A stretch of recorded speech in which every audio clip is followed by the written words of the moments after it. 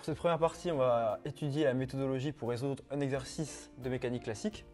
Donc la méthode, c'est quelque chose qui est très précis, donc à connaître parfaitement pour résoudre tous les exercices. Donc on va commencer. Donc comme un exercice de mécanique, on pose en premier le système. Donc quel système j'étudie? Donc ça peut être une masse ponctuelle, ça peut être un solide quelconque avec des forces intérieures ou non. Donc c'est très important de poser le système pour après utiliser les lois physiques qui vont s'appliquer à notre système.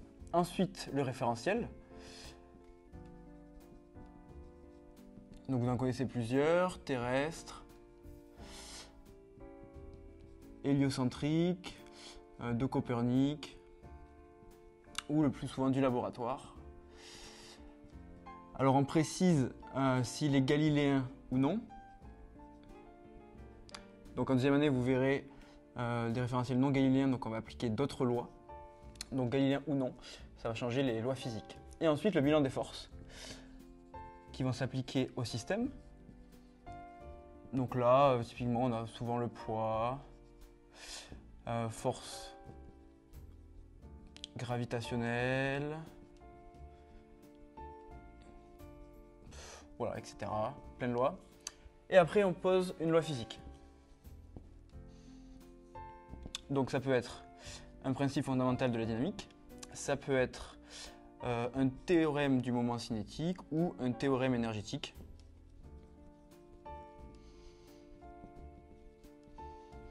Donc on le pose. Donc par exemple, on peut poser le PFD, donc qui donne que la masse fois l'accélération du système égale la somme des forces extérieures.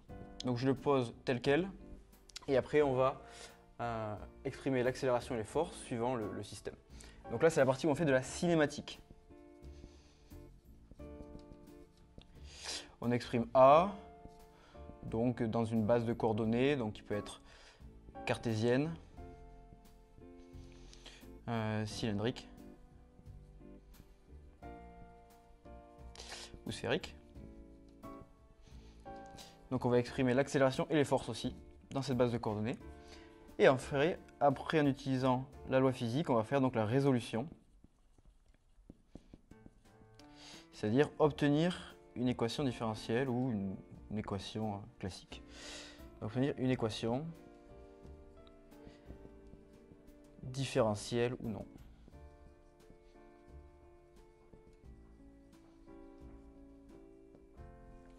Donc voilà pour cette première partie sur la méthodologie.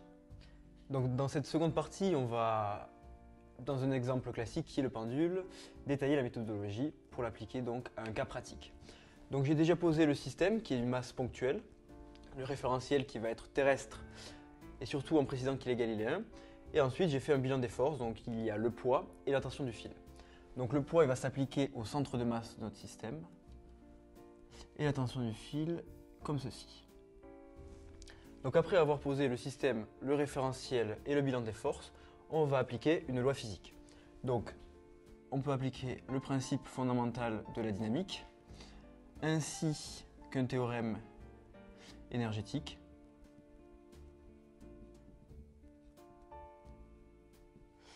ou encore un théorème du moment cinétique. Donc trois lois physiques, et donc après avoir posé une loi physique, il faut faire de la cinématique. Donc de la cinématique, qu'est-ce que c'est? C'est exprimer le vecteur déplacement, le vecteur vitesse et l'accélération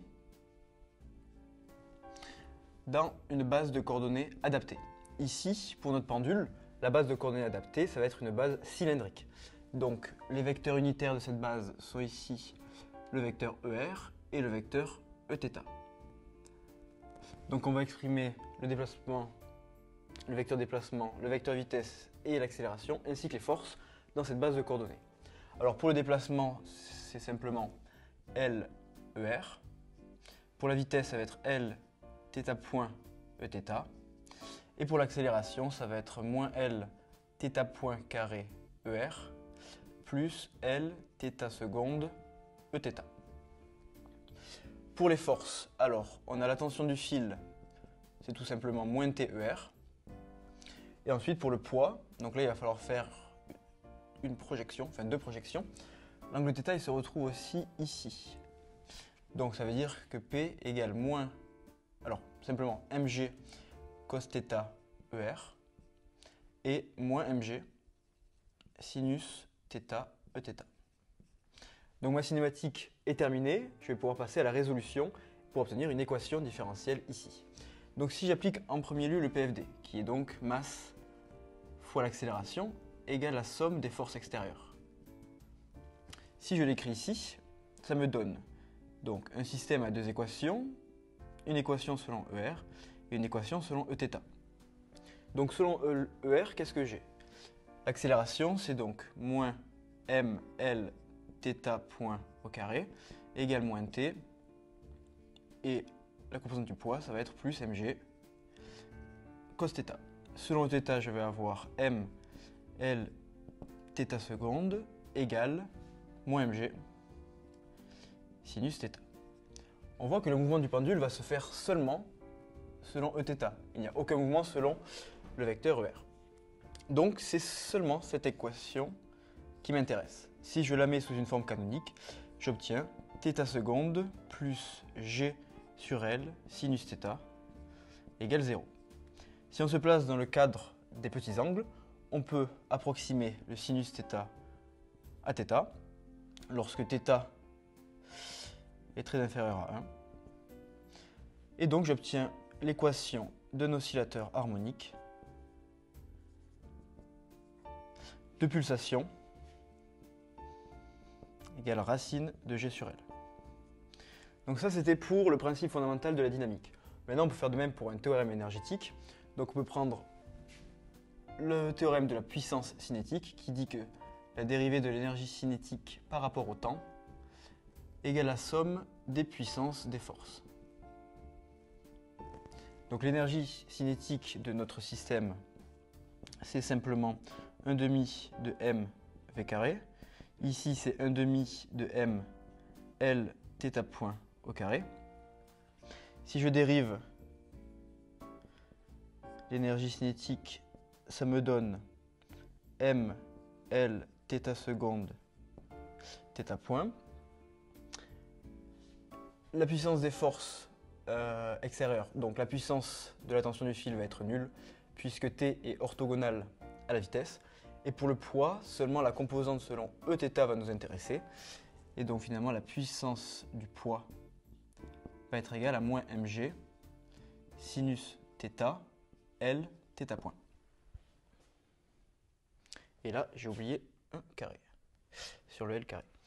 Et donc si maintenant je relie la dérivée de l'énergie cinétique avec la puissance du poids, puisque la puissance de la tension du fil est nulle, j'obtiens la même équation qui est θ point point plus g sur L θ égale 0, puisque je peux simplifier par θ point qui est un facteur des deux termes et obtenir finalement la même équation. Et pour le théorème du mouvement cinétique, c'est simplement que la dérivée du mouvement cinétique par rapport au temps égale la somme des moments des forces extérieures. Et on obtiendrait aussi la même équation, donc une équation différentielle du second ordre, une équation de type oscillateur harmonique que vous savez résoudre. Donc voilà pour l'exercice du pendule et pour l'application de notre méthode pour tout l'exercice de mécanique classique.